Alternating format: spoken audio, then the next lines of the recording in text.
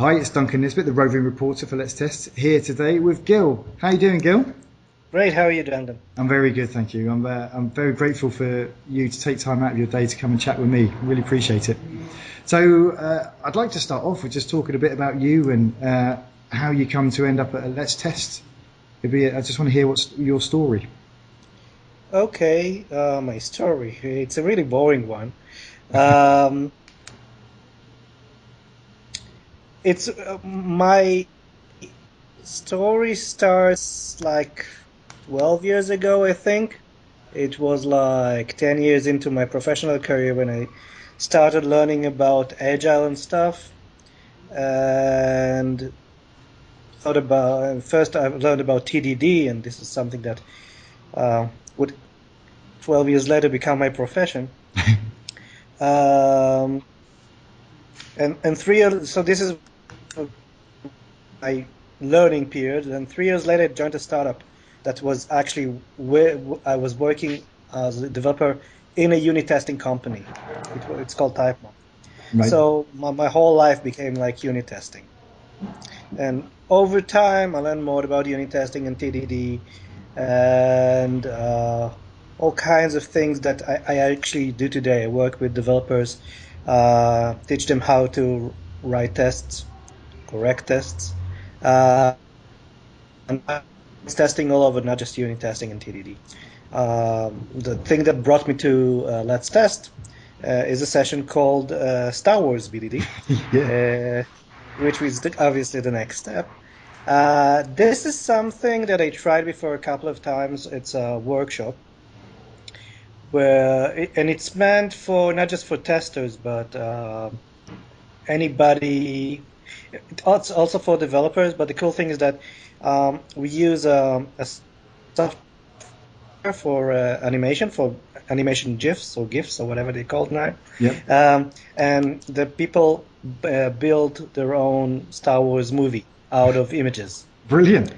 So, and we use BDD principles like first define things, and refactoring, and all kinds of ideation of how to come up with different scripts and try them out. So this is what brought me to Let's Test. Yeah, that really fits Let's Apart Tell. from hearing that it's a very cool conference and the people are very crazy, which kind of attracted me. Yeah, it sounds like this session is going to be a perfect fit. That's not the only thing that I'm doing in the next test. Because the people are crazy, which I like. Yeah. They said that this year is going to be even crazier, and this is going to be my first time in this test. And they said we're going to do all kinds of sessions also at night, so we need the speakers who come to do more things. Yeah. And I said, okay, cool. Well, what do you want? And and they said, I don't know. But they suggested pairing the speakers together. Now there are a couple of speakers I already know, and I said, but I want to work with another one, Yeah. a new one that I haven't met before. And they paired me with Katrine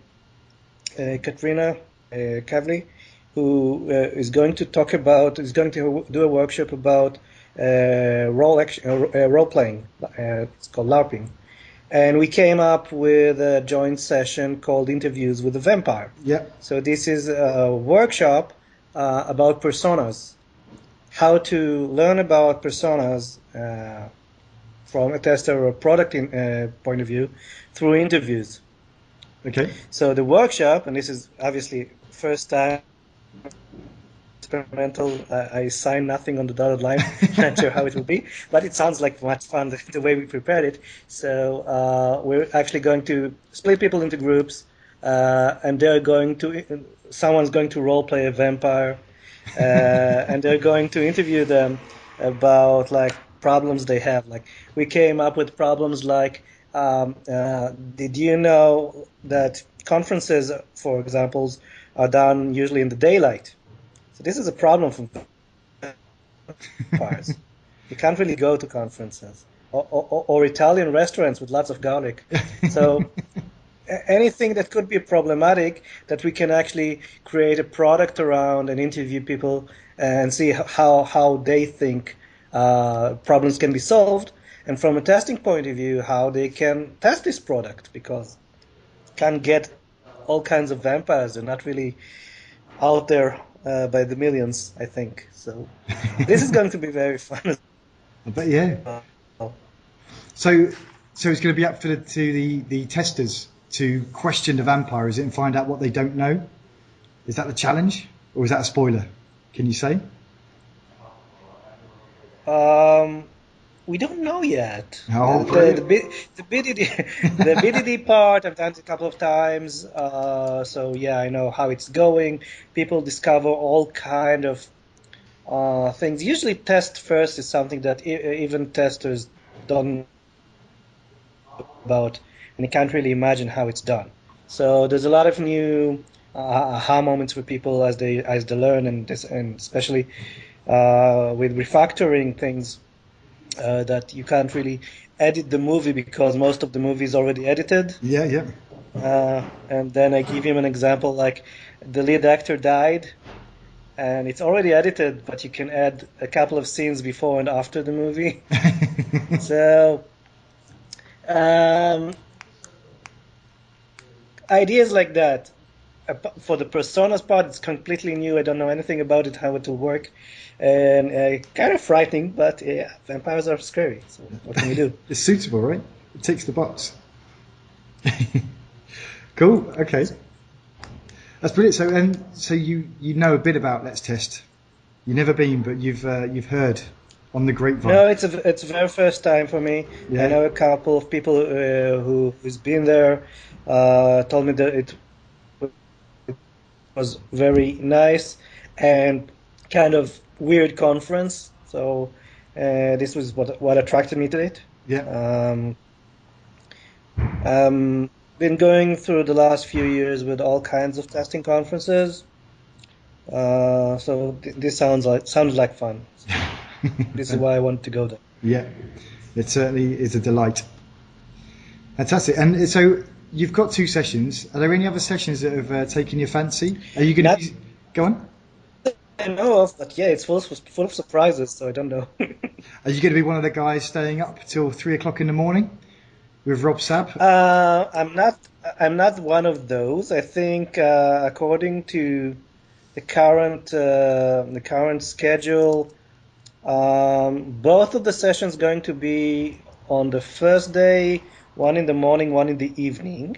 It's a long day. So I am going to join like once in midnight to see how a session is done at midnight. So this is at least so I can sidestep the problems. But I don't know. Once I get there, we'll see. I see. Are you? Maybe they'll say we have a slot opening like at 4 a.m. Do you want to do something? That's it. I see there are some breakout rooms. So yeah, maybe an opportunity. We'll get some more sessions out of you. Yeah, of course. I'm just looking at the program and I see that there is an opening at 4 a.m. So yeah, they only planned until 2. Come on.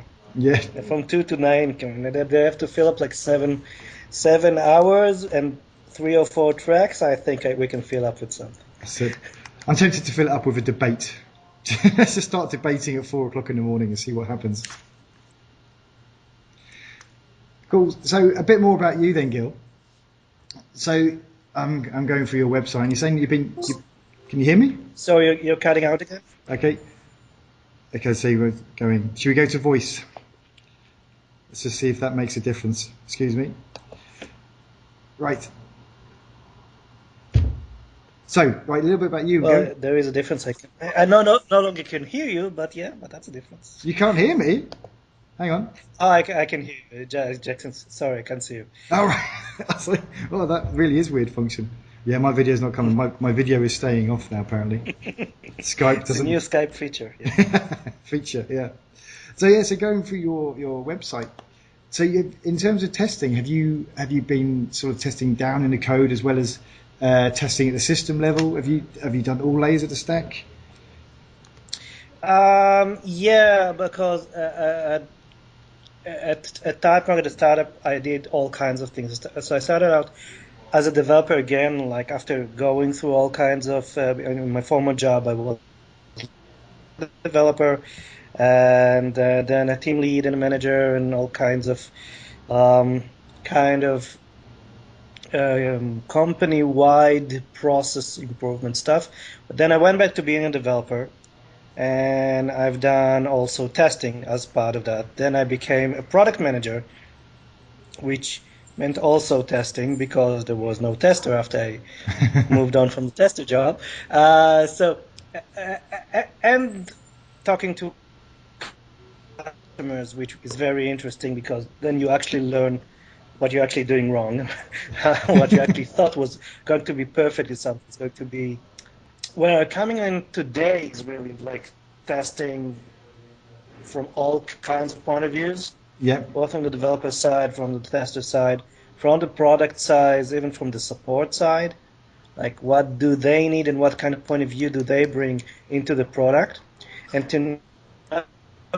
today, it's even last, I think, 3 years when people started talking about DevOps as a real thing, not just an idea. Yeah. Suddenly we're talking about operations as part of testing. Because now when a product is released, you need all kinds of monitoring Yeah. and logging, and how do you extract data from and feedback from all these things back into all the development cycle. So testing in production becomes like something that you have to do. And we never thought about this as something that's going to happen very soon, but it happened very quickly. That's it. It's having a fundamental shift, isn't it, on the testing that we're doing. So we can't sit in our test phase waiting for code to be delivered to us. We have to kind of. Sorry? It's shifting the way we do our testing, right? The whole agile movement, the lean movement, is forcing us out of our comfort zone, out of our test phase, and to start looking along the development pipeline where we can add value. Testing now is more than a phase. That's what I'm saying. Think about it. That's what I'm saying. Testing is something that you do all the time. That's exactly what I'm saying. But for those people who feel that they should wait for code to be delivered to them into a test environment and then they're done with it when it leaves the test environment, that's a really big shift for them. So I'm completely of the school of what's the phrase? Continuous testing. I think is being bandied about right now. Have I lost you? Continuous testing, I think, is the phrase of the moment, isn't it? We start testing the idea in the stakeholder's head, and we carry on testing it in the production environment. It's just what we're looking for changes. Yeah, you cut out for like a minute, so I can probably think about what you said, and you're absolutely correct. It was really deep and profound, Gil. It was. So really, testing is something that is done all the time in all kinds of environments. Yeah, we're testing Skype, and it's really failing. It really is. Is it Skype or is it the network? Is it both? Have you gone again? If I got it, sorry. Okay. Yeah. It's still like very weird. Can you hear me? I can hear you. Yeah, I've got your picture now. The joys. Yeah, I've killed the video to see if it works better, but yeah, we'll go for a few more minutes. So yeah, so that's basically my point of view. So testing is done all around. It's an essential part of product development. From just the vision point, we're actually thinking about what we're going to build. Yeah. To then really to performing experiments like lean startups. So testers are very essential in that thing. That how do we make these things testable? How do we look at data? Yeah. What kind of data are we looking for? And how all these things come together as feedback into the product. So it's just a major part of product development, just like development itself. Yeah, I think so. I've just started dabbling in the world of Don Reinenson, and Flow, his book Lean Product Development Flow. Mm-hmm. I think it's cool. Yeah. I think I'm at my third run at the book. It's quite heavy going, so I tend to revert back to his webinars and his lectures.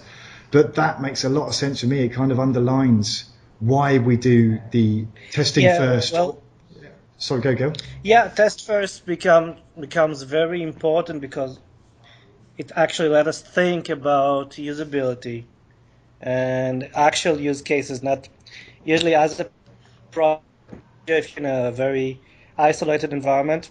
Yeah. It's really up to you. You have to come up with all the great ideas for the product, which usually are probably gambling at this point. Yes. So, which product managers, and I was one, it's really, but this is the worst serious kind of gambling. It's other people's money usually. And you have to bring more points of views. Now, regarding Don Reinertson's book, I really love this book. I can't recommend it really because it's very hard to read. Yes. But as an engineer, when I read it, I said, finally a book about agile with equations. So, yeah, I was happy. That's it. He says he puts the science into lean, doesn't he? He has the science approach. It really is a very good book.